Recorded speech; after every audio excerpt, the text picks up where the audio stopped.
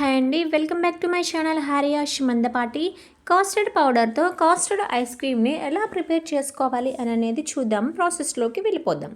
బొఫెలో మిల్క్ని, full fat ఉన్న మిల్క్ని తీసుకోవాలి. తర్వాత వెనిలా ఫ్లేవర్ ఉన్నటువంటి కాస్టర్డ్ పౌడర్ని తీసుకోవాలి. ఇది విక్ఫీల్డ్ కంపెనీ అండి, డీమార్ట్లో అవైలబుల్గా ఉంటుంది, ఒకసారి చూడండి. తర్వాత ఒక గిన్నె తీసుకొని అందులోకి మనం తీసుకున్నటువంటి పాలని పోసుకోవాలి. స్టవ్ ఆన్ చేసి దీన్ని మంచిగా మరిగించుకోవాలి.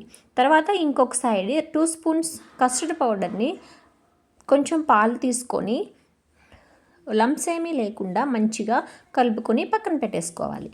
తర్వాత స్టవ్ మీద పెట్టుకున్నటువంటి పాలను ఆల్రెడీ మరుగుతూ ఉంటాయి కదా, ఇది సగం అయ్యేంత వరకు మంచిగా చిక్కబడేంత వరకు మరిగించుకోవాలి.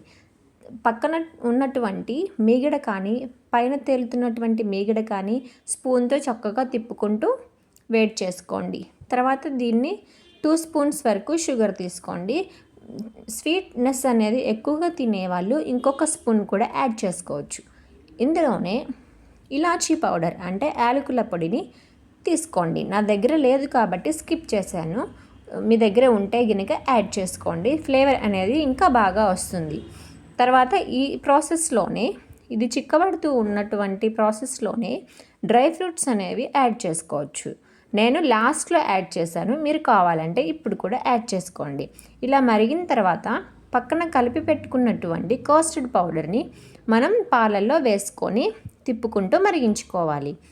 ఈ కాస్టర్డ్ పౌడర్ మన గిన్నెకి కొంచెం అంటుకొని ఉంది కాబట్టి మరిగే పాలను కొంచెం తీసుకొని వేసుకోవాలి, ఎందుకంటే వేస్ట్ అయిపోకుండా. తర్వాత దీన్ని చక్కగా మరగపెట్టుకోవాలండి.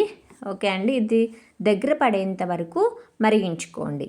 ఎందుకంటే కొంచెం దగ్గర పడిన తర్వాత స్టవ్ ఆఫ్ చేయండి.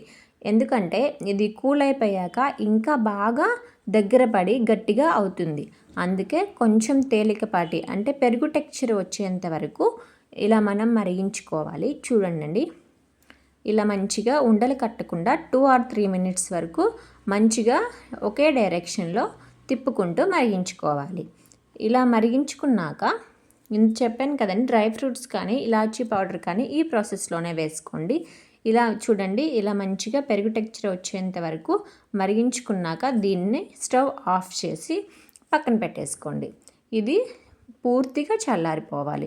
గోరువెచ్చగా కూడా కాదండి, పూర్తిగా చల్లారిపోవాలి. చల్లారిపోయిందాక అలా మనం పక్కన పెట్టి వదిలేసుకోండి.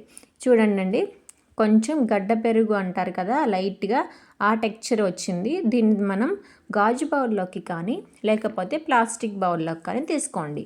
నేను ప్లాస్టిక్ బౌల్లోకి తీసుకున్నాను, ఏది తీసుకున్నా ఏం కాదు.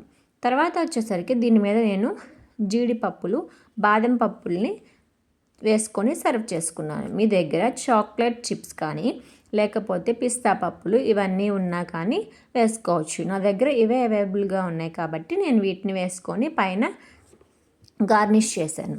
తర్వాత మీ దగ్గర అల్యూమినియం కవర్ కానీ లేకపోతే నార్మల్గా ఉన్న కవర్ కానీ తీసుకోవాలి. అరటికాయ కవర్ అంటారు కదండి, అది కాదు, నార్మల్ కవర్ అండి. ఇప్పుడు బట్టలకు వస్తాయి కదా అలాంటివి, చిన్నది ఉంటే తీసుకున్నాను. పైన క్లోజ్ చేసేసేయాలి. తర్వాత దానిపైన మూత పెట్టి మంచిగా 8 hours వరకు మనం ఫ్రీజ్ చేసుకోవాలి. అంటే 1 day ముందే చేసుకునేవాళ్ళు ఓవర్ నైట్ మొత్తం ఉంచేసేసి మార్నింగ్ చూస్తే ఫ్రీజ్ అయిపోయి చక్కగా ఐస్ క్రీమ్ అనేది వస్తుంది. అదే మనం మార్నింగ్ కానీ ఆఫ్టర్నూన్ కానీ చేసుకునేటట్లయితే మినిమం ఒక 8 hours తర్వాత ఫ్రీజ్ చేసుకున్నాక చూడండి ఎంతో రుచికరమైనటువంటి కస్టర్డ్ ఐస్ క్రీమ్ రెడీ అయిపోయింది. చూడండి, నాకైతే చాలా బాగా వచ్చింది, నచ్చింది.